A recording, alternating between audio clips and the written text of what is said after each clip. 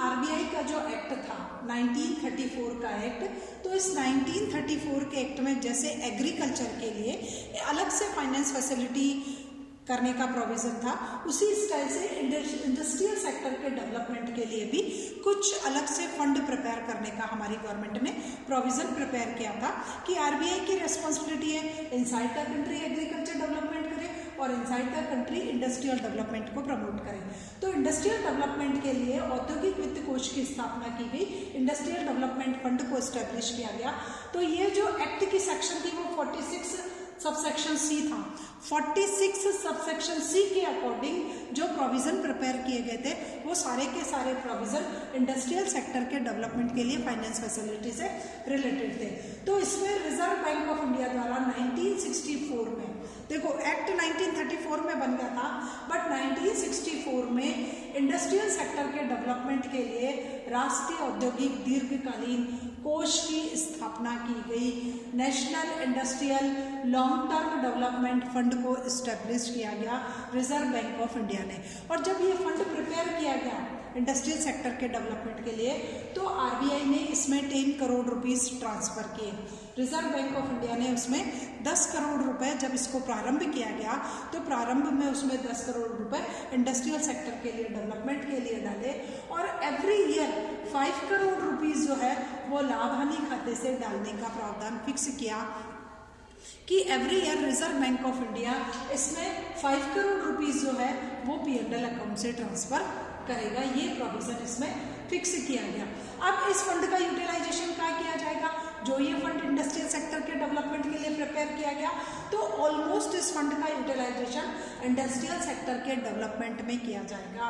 For example जैसे industrial finance corporation है, औद्योगिक वित्त निगम है, स्टेट फाइनेंस कॉरपोरेशन है, राज्य वित्त निगम है, तो ऐसे इंस्टीट्यूशन जो इंडस्ट्रियल सेक्टर्स को लोन प्रोवाइड करती है, फाइनेंस फैसिलिटी प्रोवाइड करती है, हेल्प प्रोवाइड करती है, तो उन कॉरपोरेशंस के शेयर, डिवेंचर्स, बॉन्ड्स, इनको परचेज करने में इस फंड का यूटिलाइजेशन किया जाएगा कि उससे रिजर्व बैंक ऑफ इंडिया इनके फंड को जो है वो परचेज करें, इनकी सिक्योरिटी को परचेज करें, ताकि इनडायरेक्ट वे में इन इंस्टीट्यूशन की हेल्प हो सके और उनके पास पैसा आने से इंडस्ट्रियल सेक्टर में वो पैसा इन्वेस्ट हो सके।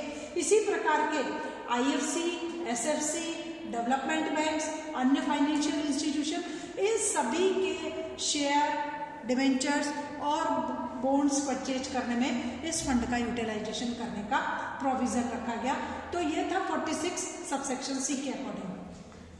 उसके बाद जो नेक्स्ट प्रोविज़न था वो नेक्स्ट प्रोविज़न था आरबीआई के लाभ संबंधी प्रावधान कि रिजर्व बैंक ऑफ इंडिया के प्रॉफिट से रिलेटेड कौन से प्रोविज़न उस एक्ट में फिक्स किए गए थे।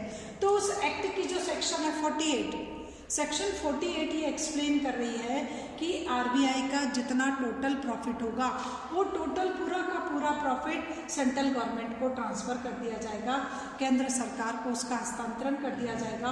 और ये total profit exempted from income tax रखा गया है, इसको आयकर से मुक्त रखने का प्रावधान बनाया गया है कि ये प्रॉफिट इनकम टैक्स से जो है वो फ्री होगा। तो प्रॉफिट संबंधी प्रोविज़न भी है उस एक्ट में कि सारा लाभ केंद्र सरकार को हस्तांतरित कर दिया जाएगा और ये प्रॉफिट आयकर से मुक्त होगा। उसके बाद है नेक्स्ट प्रोविज़न था आरबीआई द्वारा बैंक दर की घोषणा कि Reserve Bank of India whole and sole है, एटलीस्ट उसी के थ्रू क्या होगा, हमारी कंट्री में उसी के थ्रू जो है वो बैंक रेट को डिटर्मिनेट किया जाएगा कि बैंक रेट के डिटर्मिनेशन का राइट केवल मात्र जो है वो आरबीआई को दिया गया अकॉर्डिंग टू सेक्शन 49 कि कंट्री की रिक्वायरमेंट के अकॉर्डिंग बैंक रेट का डिटर्मिनेशन किया जाएगा। इन्फ्लेशन है तो कैसी बैंक रेट करनी है, हाई बैंक रेट को डिटर्मिनेट करना है। डिफ्लेशन की सिचुएशन है तो लोअर रेट जो है वो आपको बैंक रेट को डिटर्मिनेट करना है। तो बैंक रेट में फ्लक्चुएशन होता है, बैंक रेट चेंज होती है अकॉर्डिंग टू कंट्री की इकोनॉमिक रिक्वायरमेंट के अकॉर्डिंग बैंक रेट को डिटर्मिनेट किया जाता है कि कब मनी की सप्लाई को इंक्रीज करना है और कब मनी की सप्लाई को डिक्रीज करना है। उसी के according reserve Bank of India bank rate determinate करेगा। तो रिसेंट टाइम में भी बैंक रेट जो है वो आरबीआई के थ्रू ही डिटर्मिनेट की जाती है और time to time Reserve Bank of India उसमें स्लाइटली चेंजेस भी कर देते हैं। उसके बाद है आरबीआई के खातों का अंकेक्षण कि जो रिजर्व बैंक ऑफ इंडिया जो अपने अकाउंट्स प्रिपेयर करता है, एटलीस्ट उन अकाउंट्स की भी ऑडिटिंग कंपलसरी है। जैसे सभी बैंकों की ऑडिटिंग होती है, आरबीआई के अकाउंट्स की भी ऑडिटिंग होगी। आरबीआई को भी अपने जितने भी अकाउंट है, फाइनेंशियल स्टेटमेंट है, एटलीस्ट उसकी ऑडिटिंग कराना कंपलसरी है अकॉर्डिंग टू सेक्शन 50, 51 और 52। ये तीनों सेक्शन है वो ये एक्सप्लेन कर रही है कि रिजर्व बैंक ऑफ इंडिया के जितने भी फाइनेंशियल स्टेटमेंट होते हैं, अकाउंट्स होते हैं, उनकी ऑडिटिंग सेंट्रल गवर्नमेंट करवाती है। सेंट्रल गवर्नमेंट को ये राइट दिया गया है कि वो आरबीआई का अंडर कंट्रोल करे, उसकी टोटल अकाउंटिंग चेक करे उसके बाद। तो इसके लिए 2 अंकेक्षकों को नियुक्त किया जाता है, 2 ऑडिटर्स अपॉइंट किए जाते हैं और ये ऑडिटर्स अपनी ऑडिट रिपोर्ट प्रेजेंट करते हैं, इनके द्वारा प्रतिवेदन दिया जाता है।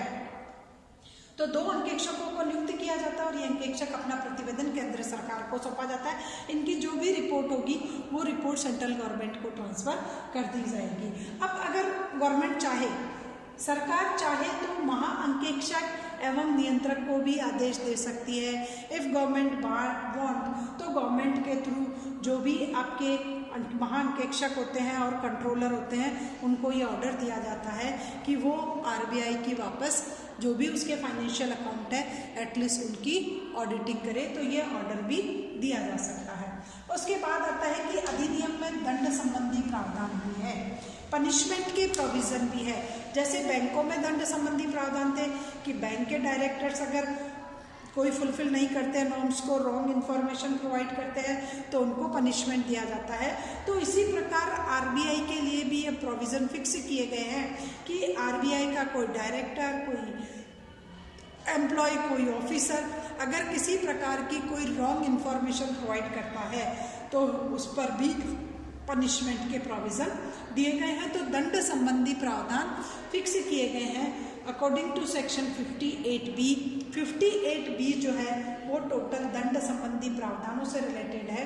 उसमें पनिशमेंट कब दिया जाता है? जब आपने गोपनीयता भंग करी, जब आपने सीक्रेसी के रूल्स और रेगुलेशन को फॉलो नहीं किया, बाय मिस्टेक आप रॉन्ग इन्फॉर्मेशन प्रोवाइड कर रहे हो, नहीं बाय मिस्टेक नहीं, आप जानबूझकर रॉन्ग इन्फॉर्मेशन दे रहे हो, आपको पता है कि ये इन्फॉर्मेशन सही नहीं है, उसके बावजूद भी आप उसको सही बता रहे हो, और अगर आप इन्फॉर्मेशन देने में डिले कर रहे हो, विलंब कर रहे हो, या आपसे कोई सूचना मांगी जाती है और आप इन्फॉर्मेशन दे भी नहीं रहे हो, तो भी वो ऑफिसर, वो डायरेक्टर पनिशेबल होता है, उस पर दंड के प्रावधान लगे गए हैं। तो जैसे दंड के प्रावधान अन्य बैंकों पर थे, वह के वही दंड के प्रावधान रिजर्व बैंक ऑफ इंडिया पर लगे गए हैं। तो this is all about 1934 act. ये इसका आज दी एंड हो गया, इतने लेक्चर्स जाने के बाद आज इसका दी एंड कर दिया गया है। उसके बाद इस एक्ट में अमेंडमेंट होते हैं, कई बार इसमें जो है वो अमेंडमेंट किए गए हैं।